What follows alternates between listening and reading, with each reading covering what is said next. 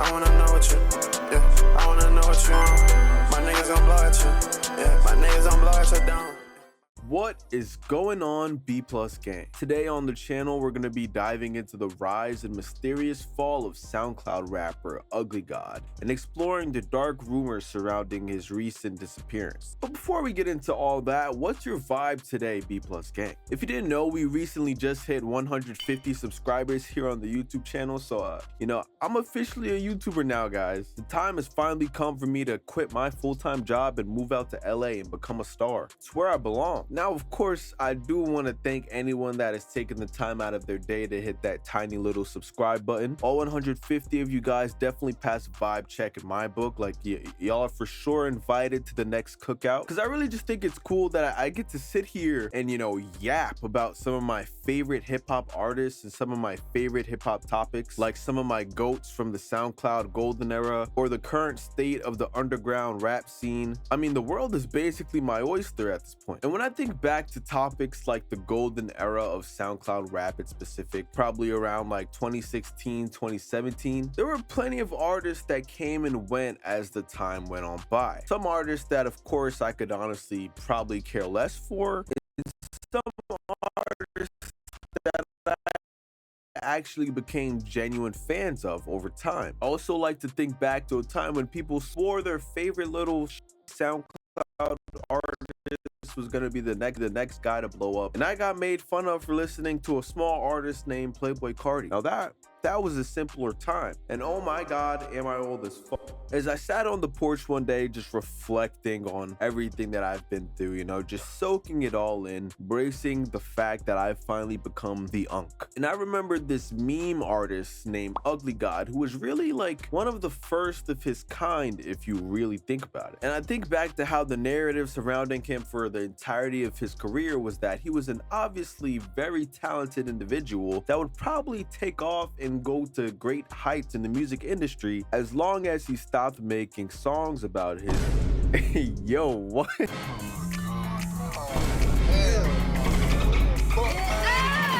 No, but all jokes aside, B Plus gang, do you guys remember Ugly God? I mean, yeah, whatever. You know Ugly God, but I mean, do you really remember Ugly God? Nowadays, people probably just know him as the guy that made like a couple of cool songs that had some very suspicious lyrics. But at one point in time, this guy was unironically at the forefront of a lot of hip-hop media. Ugly God would begin releasing music on SoundCloud under the name of Pussy Bacon, and he would frequently go viral on the old social media platform Vine numerous times for hanging a lizard off his nose like a goddamn accessory or something. Young Ugly guy, bro, got bit by a lizard. Yeah, it's real. Look.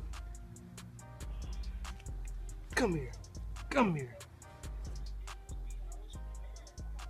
Gang, gang. Once he finally switched his name to Ugly God, he would see worldwide viral success with his song Water, which currently has over 95 million plays on SoundCloud. And for some perspective for you guys, that's more plays than some of the GDP of some small countries out there. I remember when people first got introduced to Ugly God, they thought that he was probably one of the funniest people on the internet at the time. When I personally first got introduced to Ugly God, it was because he had this meme page where he would post some of the most unhinged and rarest memes that you ever seen in your goddamn life. I think in hindsight, in the current day, people tend to probably forget how influential Ugly God was. They definitely forget that, but they also forget how far he was able to reach with his run in the music industry. Nowadays, people really just laugh at the meme rap thing, but in the landscape of Bad Bobbies and freaking Supreme Patties, where you basically had any clout-hungry bloodsucker attempting a music career, Ugly God became one of the early blueprints for people to want to copy and follow after. And Ugly God was actually getting placements with established artists like Lil Yachty and Big Scar. He was doing all of this while actually producing numbers and making his own beats. And this culminated in him making it onto the XXL freshman list and arguably probably the last good year. He was eating good, and as you know, it says in the book book of Lucky. When we get high, we get fat.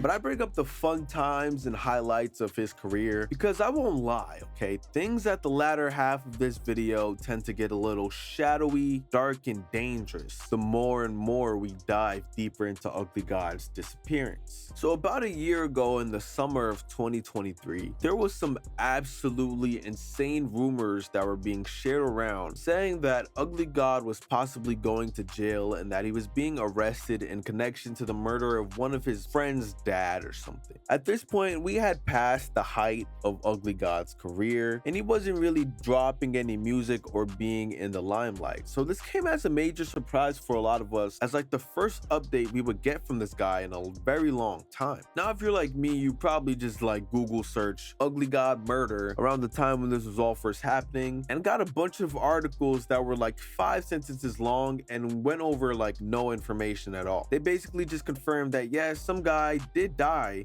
and yes, Ugly God was arrested in relation to it. You know, real boots on the ground journalism going on here. Thank God for these guys. I can't believe niggas getting paid for this shit. So many months are able to go on by, and the idea of the Ugly God murder scandal has probably left a lot of people's minds, as it was definitely not on the top list of priorities for me. Like, I'm sorry, dog, the Elden Ring DLC just dropped. I got priorities in life. But when I was able to start looking back into this whole Ugly God situation again, I realized that there was this real severe lack of information available to the public, you know, and even if I went to the 100th page of Google, I couldn't find any information definitively on what exactly happened for some guy to die or what the justice system decided to do after the fact. I mean, you would think an entire year is enough time for people to gather their information and, you know, figure out exactly what went down here. You know, God forbid we're informed on what happened that day, but you know, no, that would be asking for far too much. There was a lot of misinformation and miscommunication going on at this time because basically right after this story went viral, Ugly God would post on social media letting everyone know that he wasn't really in jail and he was in the comfort of his stacks of money. So how could that be? You know, murderers aren't usually able to just kill a guy and then post a flex pic to the gram afterwards. So something different had to be going on here. And that's when my nosy ass got curious. And I kind of wish I didn't because I can never get that time back. So in searching for the answers to my questions, that brought me to two separate and distinct narratives or timelines that were presented from the two opposing sides here. With some of the things that they present us here, I figure that we will be able to maybe gauge the truth that is somewhere in the middle of what they say. So today I'm going to try and lay those out for us so we can take a look at the full picture and examine what really went on here. So one of those sides, of course, comes from Ugly God, as he's the main public figure involved in the situation. But the other side comes from a very interesting source, as it is the sister of the man who died that night, Ronaldo Devalde. And this sister is the main figure who was claiming that Ugly God actually murdered her brother and it was not a deletion in self-defense. So she's a very interesting player in this whole thing, but we'll get more into her whole story a bit later because she is one interesting character. But before all that, I should lay out a little background information for the predicament that we're dealing with here, because I won't lie, the story does get a little bit hard to follow, especially depending on which version of events you choose to go with. So from what I was able to gather, allegedly Ugly God was good friends with this Devalde family for many years leading up to this whole incident. And a few years earlier, due to them losing their home to some kind of financial burden and Ugly God being close friends with one of the sons of the family, Ugly God had allowed the family to stay at a property that he was renting out along with his mother. Because, you know, at first I was under the impression that these people were probably just like Ugly God's neighbors that he had a bad relationship with, but no, apparently they were all essentially living in the same household. The family consisted of a father and wife and their multiple kids, namely their two sons who were said to be there for this incident. We'll call them son A and son B. And so son A is the guy who was said to be best friends with the Ugly God, while son B was much younger and was a minor at the time this all happened. It's unsure exactly how many people lived in this house at any one given time, but this was a pretty big family, just including including the mom and dad and all of their kids. But at the very least, there would have been 5 people living there all at once, excluding Ugly God. Ugly God was not a permanent resident of the house, and he was just coming back from, handling his business of being a rapper.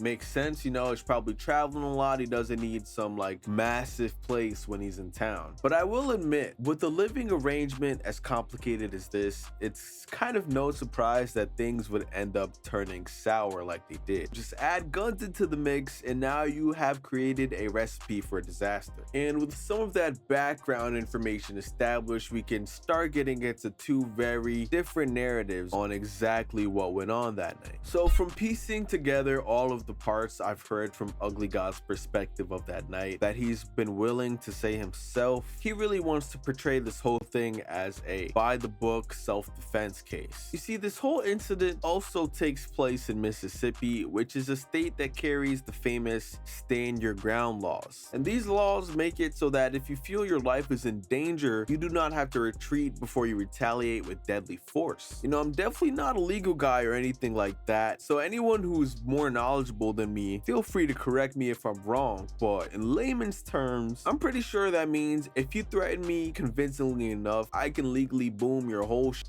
right now. Of course, within reason. But I believe states with the stand your ground laws are a bit more like free and liberal when it comes to taking self-defense into your own hands and the whole interpretation of what self-defense means, because we have statements made saying that Ugly God and the father of the family got into a heated argument the night before this altercation took place, and then they got into another argument leading up to the shooting. So it's not out of the realm of possibility to assume that threats of violence were flung in either direction. And with it being Mississippi and all, not only do a lot of people probably carry guns, but that means that they probably have a higher chance of carrying out a violent act. So now that we've established that everybody is carrying a strap like it's goddamn Trigun or something, it's alleged that Ugly God made a statement saying that the reason why he retaliated in self-defense, the reason why he felt compelled to shoot this man, was because the father held both Ugly God and Ugly God's mother at gunpoint. And since it was technically on Ugly God's property that he allowed this family to stay at, he was perceived that within his right to exercise his self-defense on his own property. In my opinion, from a moral standpoint, okay, kind of crazy to shoot your friend's dad. Like, sleepovers would definitely be a little awkward after that. I don't know if we would just be buddies. But if he was actually threatened, shame on the dad, and Ugly God was definitely within his legal rights there. I don't see how you could complain about that. In my real life, I've seen dudes crash out over a funny yo mama joke. So just imagine if you put these people in this situation. Ugly God's version of events is able to be clean and cut on its face. And I will say that it's probably the easiest chain of events that we're probably gonna get to follow from this whole thing, as it makes it nice and simple for everyone to understand. These 2 sort of housemates got into a very nasty argument where threats were made, and one of the parties exercised his right to use self-defense. And from what I could gauge from a lot of the online discourse surrounding this stuff, that's where a lot of the conversation starts and stops. As Ugly God is currently not sitting in a jail cell or serving time somewhere. So at least from what I could see, many people are unaware of the second side or the opposing narrative that comes from the sister of the guy who died here. So you actually may remember the sister of the victim, Ty Delvalde, or just Ty for short, because she went semi-viral around the time for bringing a lot of focus to the situation in the first place through a series of Facebook posts and TikTok videos in which she was accusing Ugly God of murdering her brother. The only problem was that the way she communicated her message came in about this very jarring and kind of confusing to follow way, so nobody really knew what was going on. And she would post a bunch of videos and pictures of Ugly God to her social media accounts with this message that reads, "Murder. Speaking in my dead brother voice. My name is Ronaldo Devalde, a father son, brother, cousin was murdered by my son's best friend on June 29, 2023 in Gulfport, Mississippi in broad daylight. Royce Davidson, aka Ugly God, who shot and admitted to me at least 3 times in the face while I was leaving the home I stayed in while my car was in drive and my foot was on the gas. And yes, there's proof because when he shot me, my foot hit the gas hard and I hit another car several houses down. But they let him go because I guess his uncle has pulled downtown. Yep, they called him off the bench, yes, out of court to get his nephew out, Judge Damon Reese. But I'm dead now and he is free. 1009 Deborah Drive, Ugly God sounds. Right away, you can tell that this lady is some random auntie somewhere because her viral post going over all this information reads like one of those obvious Facebook ads that only your grandma would fall for. Like, I know for sure that this lady is probably grieving and all of that. And even while giving her the benefit of the doubt, I gotta admit that these TikTok videos she put out, they are probably not convincing anybody, you know? I just don't think you're gonna convince many people that this guy is a murderer in the 9-second TikTok video. No, just my opinion, because if anything, it makes her narrative a bit more hard to follow. And I kind of feel bad watching it because obviously it's coming from a place of like deep trauma or something. But thankfully, she was able to do an interview in September of 2023 where she was able to talk in a long form format and flesh out all of the parts of her narratives. And to be honest, she does bring up some good points here and there, especially for the clarification that I needed in this whole entire thing. But I'm not gonna lie, Ty's version of events is a little crackpot, okay? You know, a little conspiracy brained here. So make sure you get your tinfoil hats ready. We're gonna shield that tiny little brain from those 5G radio frequencies. I'll keep you safe, so hit that subscribe button. But Ty's side of the story immediately gets discredited because she was not physically there for any of these events. We gotta place a big old asterisk right on top of that, John. Allegedly, you know, really strong on the alleged. But she claims that she was able to obtain this information due to talking to many of the witnesses and the neighbors. And she claims that she has even seen a full video of this entire incident taking place from the neighbor's security cam. But you know, take everything with a grain of salt because we definitely do not know any of these people on a personal level. They could be lying. Who knows? But from what I could gather from Ty's TikToks and interview, the contradicting story is that instead of this being a self-defense case in which Ugly God was spurred to reluctantly take on this hero role to save his mother and himself from harm's way, from the information that Ty gathered, Ugly God, the victim's wife, and son A all colluded and conspired to get the father of this family out of the picture. Hey, boy, ain't no fucking way, boy. Boy, ain't no way, boy. You see, things were actually going sour within the Duvalde family, and after doing some research myself, I was able to find a court record for a domestic violence dispute involving Ronaldo Duvalde's wife, and this happened sometime in 2022. Ty herself says that people outside of the family were aware of the that went on between them, so let's say that home life for them probably wasn't one that was too pleasant, you know. Ty also says that son A and Ronaldo got into many arguments and disputes leading up to his demise, and so with all of these complications building up with his family, Ronaldo decided that he was going to change his living situation, and he was actually prompting to move out of this house and into a different home around the time when he died. And I know what you're thinking, how does this end up turning into some type of collusion to get the father out of the picture? But Ty's narrative starts to come together a bit more when she claims that not only did Ronaldo and his wife recently take out a life insurance policy a couple weeks leading up to his death, but she also says these next two statements that I'm gonna have to put an asterisk next to so people don't think that it's me saying them. She says that 1, Ugly God is the perfect person to carry out with this murder for brother because he has a family member who is a high-ranking member in the Mississippi court system. And 2, also Ugly God and the wife of Ronaldo Duvalde allegedly, according to Ty, had a secret romantic relationship that Ronaldo was starting to find out about. And if you ask me, did the wife want my brother dead? Probably. That's just my honest opinion. I don't want to say this. This is my family. Ugly God always makes the statement and he says, why do y'all think the immediate family not saying anything?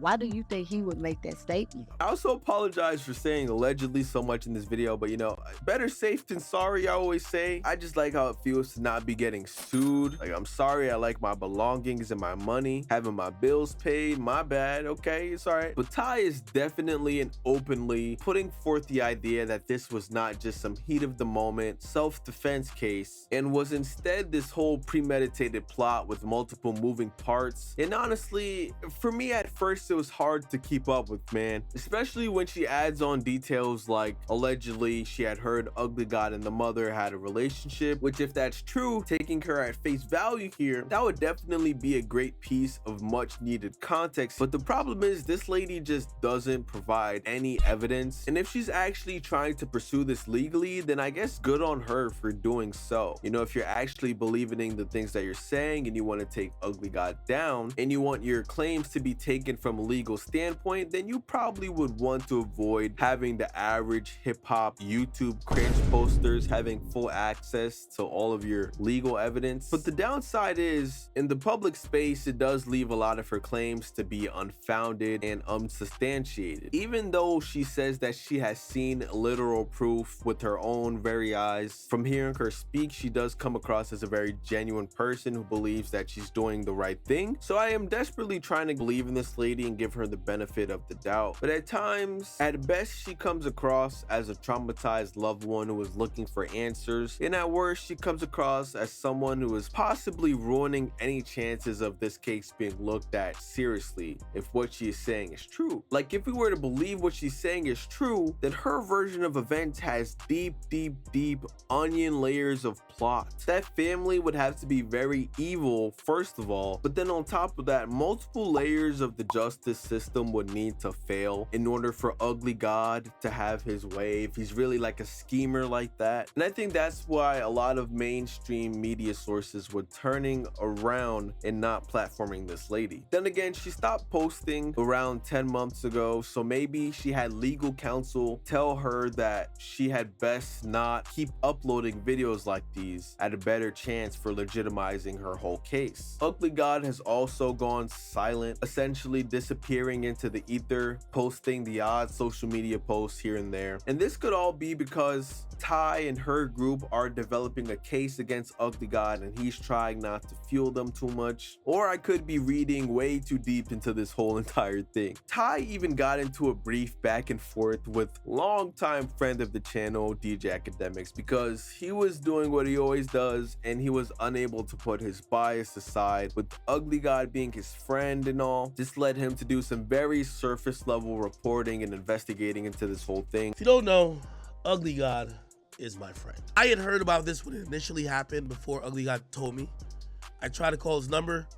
His phone number had changed, but eventually he had contacted me and he said, yo, Act, just giving you a heads up because it's starting to leak out. And I said, Ugly God, I knew about this story before. So again, I knew about this over a month and a half ago, or a month ago. And honestly, I was really not trying to cover it. So, you know, not a day goes by where my video on academics isn't relevant. But anyways, I digress. Small footnote in this story, bro. So Ty's part does clear up some stuff, because I was under the impression that all of this took place inside of a house or something, but apparently it all happened in the front yard of their house when Ronaldo was inside of his car, stopped outside of the family home. And here in the front yard, him and Ugly God would exchange words, and this is the part where allegedly, in Ugly God's portion of the story, Ronaldo held him and his mother at gunpoint. But Ty tells a slightly different version of events. Ronaldo had only come back to the house because he got a text saying that his two sons were going to be kicked out of the house, so he was going to retrieve them. And when he got there, he was met with Ugly God, and since they had gotten to an argument before, a brand new argument had ensued. She says that Ronaldo did not hold Ugly God and his mother up at gunpoint. In fact, she says that Ugly God's mother wasn't even present until the last 30 seconds or so of a 10-minute altercation, removing one pivotal piece of Ugly God's side of of the story. She also says that it was more likely that Ronaldo was trying to drive away and had probably said one last statement to get under Ugly God's skin, as when he was hit, his car would roll down the street, meaning that his car was not in park and was actually in drive, meaning that he had meant to drive off somewhere. But Ty does really bring up a good point, because I do agree with the fact that it is kind of impractical to hold two people at gunpoint from the inside of a car while it's on drive, but also somehow the person who you're holding up has enough time to draw his weapon without you firing first and noticing, like he's a goddamn cowboy or something. So, you know, I've got to say, Ty's story was a bit messy there, but I feel like she did have a couple of observations that she made that were truly spot on, and I really wonder what the defense for these statements are, like what actually happened here. So now for what we have to deal with in the public eye, we are kind of sitting with a unsatisfactory conclusion. Ugly God has seemingly disappeared into his mansions and Airbnbs and hasn't released any new music, and the family of the victim has ceased any public advocacy for having this being charged as murder, and it makes me wonder if maybe something is going on where we just cannot see it. There always is the possibility that Ty just ran out of steam and was pursuing Ugly God in a grief-filled haze in order to cope with the loss of her brother, or maybe the legal counsel and private investigation she hired advised her not to make any more posts as to damage their case, and things are actually going well for them. Ugly God's very last social media post was liking and retweeting a very wild tweet from Andrew Tate, but it seems like he's making the smart decision to not address the situation in a super public manner, and when he appeared on Act shortly after it happened, he was very brief with his conversation as to not let Act get a chance to ask him about this. But if Ugly God truly did not mean to hurt Ronaldo Devalde, then I understand how he could be possibly living with some of the grief of this altercation. But it is a bit weird to flex about it though. But I guess he figures that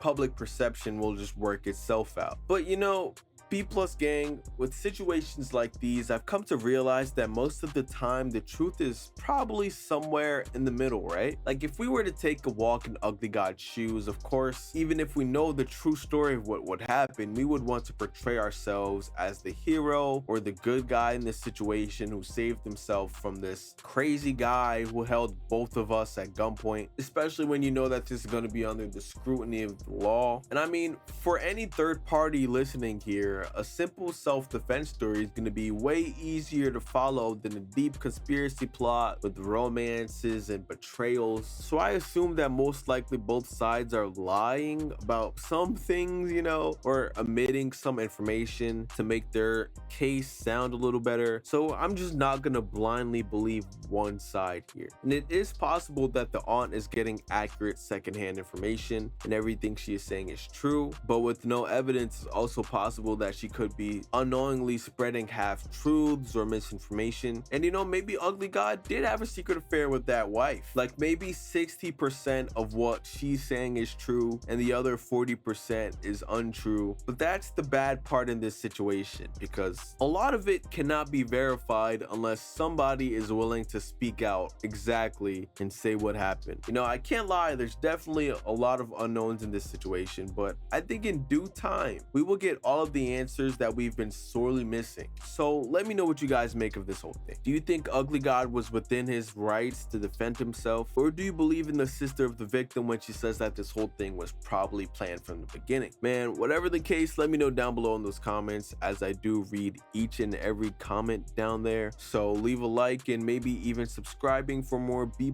content on the channel, because you know that I'll see you guys on the next one. You guys on the next one. You guys on the next one.